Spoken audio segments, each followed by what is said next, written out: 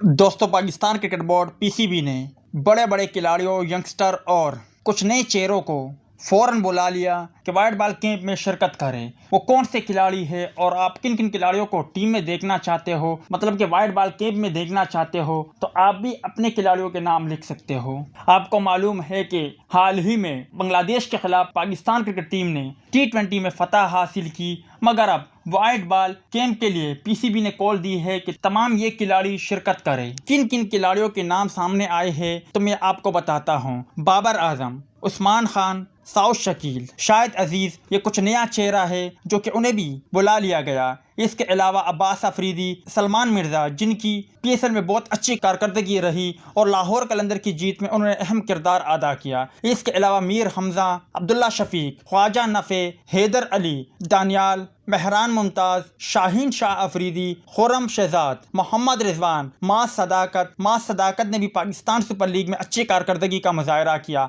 और उनमें भी वो पोटेंशियल मौजूद है। वो एक अच्छा बेहतरीन बल्लेबाज बनने की सलाहियत रखता है। हसन नवाज, आमिर जमाल, नसीम शाह, सुफियान मुकीम, अली रज़ा में भी पोटेंशियल मौजूद है। अली रज़ा भी एक बेहतरीन खिलाड़ी बन सकते हैं। इसके अलावा तैयब ताहिर, ये खिलाड़ी शामिल है जिन्हें पाकिस्तान क्रिकेट बोर्ड ने फौरन वाइट बॉल कैंप में बुला लिया गया।